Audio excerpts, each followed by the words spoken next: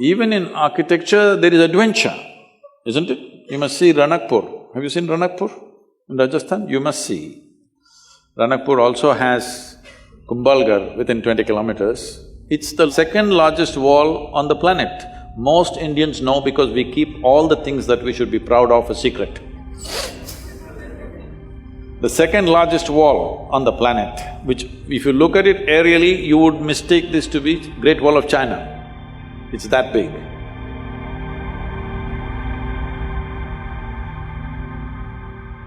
But most Indians don't even know there is a wall like this, it's in Kumbhalgarh.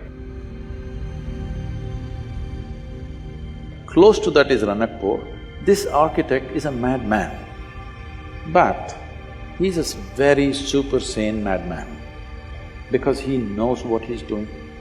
See, if you build a building, this is a temple with 1,000 columns.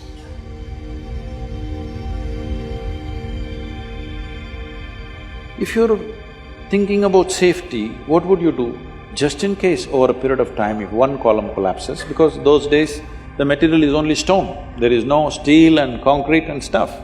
You would make sure if one column falls down, there'll be another column which will keep the temple up. No, he built it in such way, the audacity of him is such, if you pull down one column, the entire temple will come down.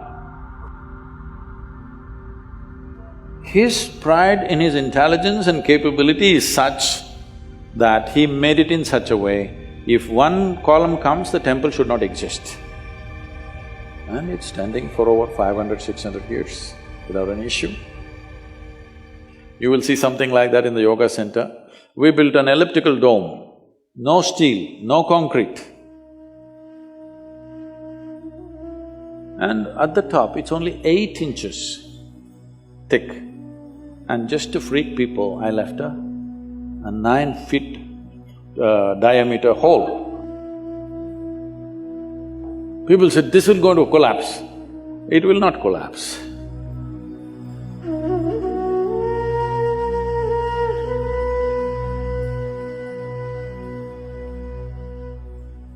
And if you go to the ancient temples, you must come to the south because North India, most of the temples, the ancient temples are all gone. The new ones that they have built is all put up in a hurry. But if you come to the south and see, one amazing thing you will see is their sense of geometry. Unbelievable.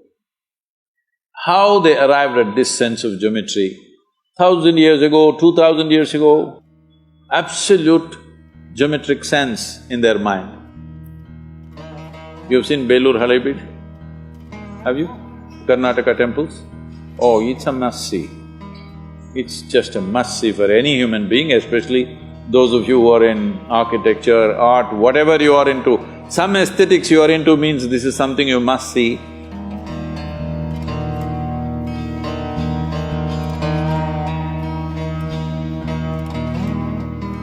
It's more than seeing those sculptures. You must look into the minds of people who did this. If you want to look into their minds, you must withdraw yourself into that time zone. It's over 1,000 years ago, when there were no cranes, when there were no machines, when there were no trucks, when there were no any kind of mechanical things, all by hand. Why would somebody endeavor to do something so phenomenal and so almost superhuman in terms of engineering and the physical difficulty of lifting these huge rocks and doing this carving business? Why would anybody do that? What kind of passion should be firing those people to do this is unbelievable. If you see the Tanjavur temple, have you seen? This Gopuram weighs, I think, what, 180 tons, huh?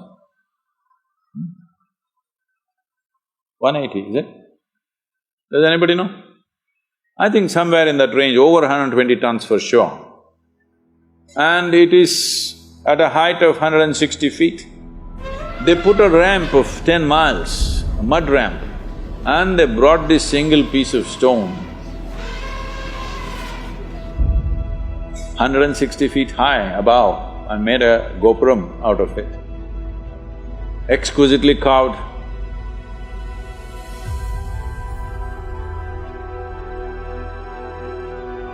Well, in Karnataka, what they carved is soapstone. In Tamil Nadu, Tamil people are crazy. They carved granite into very fine structures, which is far more difficult than carving soapstone. And they put it up there. What is it that's firing these human beings?